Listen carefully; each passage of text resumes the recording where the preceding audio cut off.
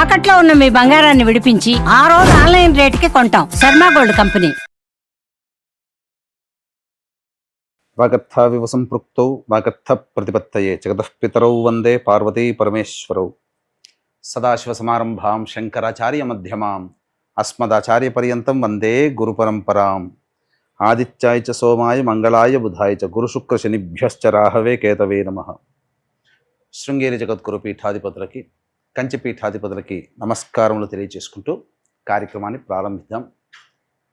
ఈ మార్చి నెల 16వ తారీఖు నుంచి 31వ తారీఖు వరకు 12 రాశులలో జన్మించినటువంటి వారికి ఏ విధంగా ఉండబోతుందో తెలుసుకునే ప్రయత్నం చేద్దాం. ముఖ్యంగా ఈ యొక్క గురువు వృషభ రాశిలో సంచారము, కుజుడు మిథున రాశిలో స్తంభించి సంచారము, అలాగే కేతువు కన్యా రాశిలో, మరియు శని భగవానుల వారు కుంభరాశిలో సంచారము.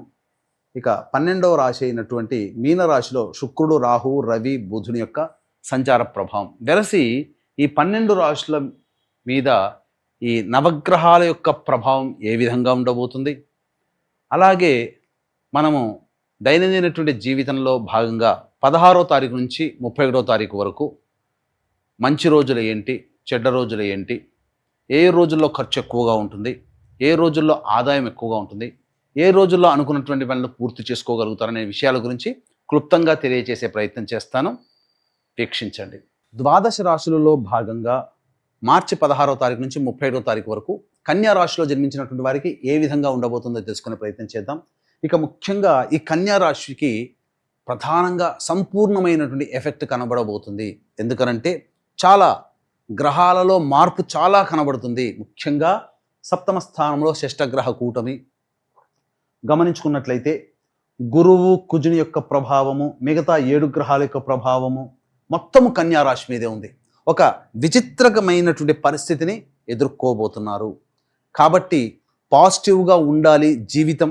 ఇక ముందు తర్వాత అనగా తర్వాత వచ్చే 3 నెలలు అనుకూలంగా ఉండాలి అంటే దేవతా అనుగ్రహాన్ని పొందక తప్పని పరిస్థితి. ఎందుకనంటే శుభ అశుభం అనగా నైసర్గిక పాపగ్రహాలు, నైసర్గిక శుభగ్రహాలు మొత్తం కూడా కన్యా రాశి మీదనే కేంద్రీకృతమై ఉన్నాయి. కాబట్టి మంచి కావాలి అనుకుంటే దేవతా అనుగ్రహం పొందక తప్పని పరిస్థితి. లేదు సమస్యలు, మనకు దేవుడు లేడు, ఇవన్నీ ట్రాష్ అనుకుంటామా, వచ్చే సమస్యల నుంచి ఈ పాపగ్రహాల ప్రభావంలో వచ్చే సమస్యలు ఇబ్బందికరంగా మారుతాయి. ఎటువంటి సమస్యలు ఎదురవుతాయి? షష్టగ్రహ కూటమి ఏర్పడుతుంది, శని మార్పు చెందుతున్నాడు, సూర్యగ్రహణం కూడా ఈ యొక్క మీనరాశిలో, మొత్తం ఎఫెక్ట్ కన్యా రాశి మీద కూడా ఎక్కువగా ఉంటుంది. ముఖ్యంగా దాంపత్య సమస్యలు పెరిగే అవకాశం ఉంటుంది. ఏది దేవతా అనుగ్రహం పొందకపోతే జరిగేటువంటి చెప్తున్నాను, దాంపత్య సమస్యలు పెరగడం కానీ, అలాగే వ్యాపార సంస్థల్లో భాగస్వాములు ఉంటారు కదా, వారి మధ్య కొన్ని ఇష్యూస్, పొరపచ్చాలు, ముఖ్యంగా ధనపరముగా మరియు సంస్థాగతంగా కొన్ని ఇష్యూస్ అనేటువంటివి ఏర్పడతాయి. కాబట్టి జాగ్రత్తలు పాటించండి. గుడ్డిలో మెల్లలో భాగంగా వివాహం కావాల్సినటువంటి అబ్బాయిలకి, అమ్మాయిలకి మాత్రం కొంత యోగకరమైనటువంటి పరిస్థితి, వివాహ సంబంధాలు కుదిరే అవకాశం ఎక్కువగా గోచరమవుతుంది. ఇక సమస్యలు కొని తెచ్చుకోవడం అనేటువంటిది మీ చేతుల్లో ఉంటుంది. సమస్యలు రాకుండా చేసుకోవడం కూడా మీ చేతుల్లో ఉంటుంది. జాగ్రత్తలు పాటించండి. ముఖ్యంగా కన్యా రాశిలో జన్మించినటువంటి మహిళలకి ఒకవైపు యోగాన్ని కలగజేస్తూ ఇంకొక వైపు అవయోగం. అంటే ఏంటి? మీ పట్ల మీకు బాధ్యత కలిగినటువంటి స్థితిగతులు ఏర్పడతాయి.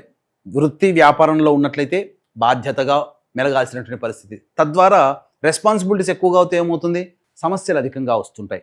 అలాగే కుటుంబ పరంగా చూసుకున్నట్లయితే మీ మీదనే అన్ని ఆధారపడి జీవించే వాళ్ళు, అంటే మీ మీద ఆధారపడి పనులు పూర్తి చేసుకునేటువంటి వాళ్ళు ఎక్కువగా ఉంటారు. మీరే అన్ని సమస్యల్ని పూర్తి చేయాల్సినటువంటి మనిషిగా మీరే ఉంటారు. కాబట్టి మీ మీద ఒత్తిడి ఎక్కువగా ఉంటుంది. కాబట్టి జాగ్రత్తలు పాటించి సంయమనం పాటిస్తూ రెస్ట్కి ఎక్కువగా అవకాశం ఇవ్వండి. దేవతా అనుగ్రహాన్ని పొందే ప్రయత్నం చేయండి.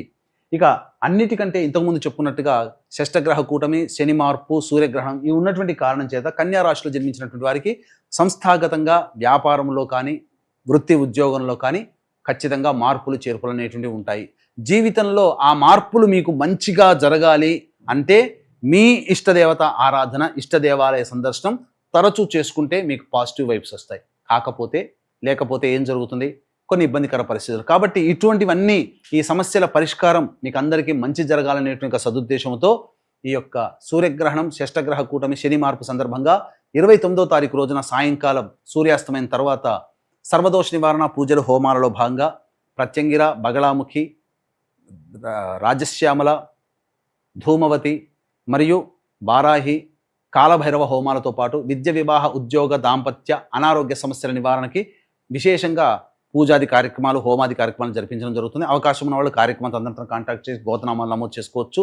ముఖ్యంగా మేష, మిథున, కర్కాటక, సింహ, కన్య, వృశ్చిక, ధనస్సు, కుంభ, మీన రాశిలో జన్మించినటువంటి వారికి మాత్రం ఈ సమస్యల పరిష్కారానికి ఆ పూజాది కార్యక్రమాలు తోడ్పడతాయి. ఇక 16వ తారీఖు నుంచి 35వ తారీఖు వరకు ఏ విధంగా ఉండబోతుందో రోజువారీగా తెలుసుకుందాం. ముఖ్యంగా 16వ తారీఖు రోజున సమస్యలన్నీ పెండింగ్లో ఉన్నటువంటి సమస్యలన్నీ పూర్తి చేసుకుంటారు. ఆనందకరంగా ఉంటుంది. విందులు, వినోదాల్లో కుటుంబ సభ్యులతో పాల్గొంటారని చెప్పొచ్చు. ఇక 17, 18, 19వ తారీఖుల్లో మానసికమైనటువంటి ప్రశాంతత లోపిస్తుంది. కుటుంబ సభ్యులతో వాగ్వివాదాలు పెరుగుతాయి. ఏదైనా ఒక చికాకుతో ఇబ్బందికర జీవితాన్ని గడపాల్సినటువంటి పరిస్థితి, ధనం ఎక్కువగా ఖర్చు అయ్యే అవకాశం ఉంటుంది. ఇక 20, 21వ తారీఖుల్లో రాని బాకీలు వసూలు అవ్వడము, ఇతరుల సహాయ సహకారాలు రావడము, మీ యొక్క అవసరాలకి తగ్గట్టుగా, ఖర్చులకి తగ్గట్టుగా ఆదాయం లభించడం, తద్వారా ఆనందకరంగా జీవితాన్ని గడుపుతారని చెప్పవచ్చు. ఇక 22, 23, 24, 25, 26 ఈ 5 రోజుల్లో కనుక చూసుకున్నట్లయితే ప్రధానంగా వాహన ప్రమాదం చోటు చేసుకునే అవకాశం ఉంది. కాబట్టి వాహనాన్ని నడిపేటప్పుడు జాగ్రత్తలు పాటించాలి. తల్లిగారి ఆరోగ్యం పట్ల శ్రద్ధ వహించాలి. అంతేకాకుండా వాహన మరమ్మతులకి, గృహ మరమ్మతులకి ఎక్కువగా ఖర్చులు అవుతాయి. గృహోపకరణాలు కొనుగోలు చేసే అవకాశం ఉంటుంది. ముఖ్యంగా మీ ఆరోగ్యం పట్ల కూడా శ్రద్ధ వహించాలి. ఇక 27, 28వ తారీఖుల్లో ప్రధానంగా 27, 28, 29, 30 ఈ 4 రోజుల్లో ధనపరమైనటువంటి సమస్యలు పూర్తి చేసుకుంటారు. వృత్తి ఉద్యోగాల్లో మార్పులు అనేటువంటి ఉంటాయి. ఉద్యోగ సంబంధంగా ప్రయత్నం చేసేటువంటి వాళ్ళకి మంచి అవకాశాలు లభిస్తాయని చెప్పవచ్చు.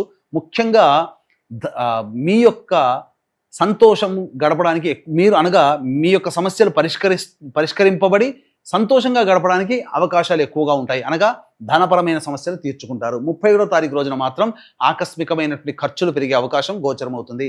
ప్రశాంతత లేని జీవితాన్ని గడుపుతారు. కాబట్టి ఏతావాత మనం తెలుసుకునేటువంటి అంశం ఏంటంటే కన్యా రాశి వారికి కాస్త సమస్యలు అనేటువంటివి అధికంగానే ఉన్నాయి. కాబట్టి జాగ్రత్తలు పాటించండి. ఇప్పుడు చెప్పినటువంటి విషయాల్లో అంటే మీకు ఏమైనా సందేహాలు కనుక ఉన్నట్లయితే కార్యక్రమ తదనంతరం కాంటాక్ట్ చేసి మీ యొక్క జాతక సంబంధమైనటువంటి విషయాలకి నివృత్తి చేసుకునే మార్గాన్ని తెలుసుకోవచ్చు. అలాగే మేష, మిథున, కర్కాటక, సింహ, కన్య, ధనస్సు, వృశ్చిక, కుంభ, మీన రాశిలో జన్మించినటువంటి వారికి ఈ సంబంధించినటువంటి గ్రహణ ప్రభావం ఎక్కువగా ఉంది. షష్టగ్రహ కూటమి ప్రభావం కూడా ఉన్నటువంటి కారణం చేత సర్వదోష నివారణ పూజల హోమాల్లో నమోదు చేసుకునే ప్రయత్నం చేసుకుంటే సమస్య నుంచి బయటపడతారని చెప్పవచ్చు. సర్వం శ్రీ ఉమామహేశ్వర పరబ్రహ్మార్పణమస్తు.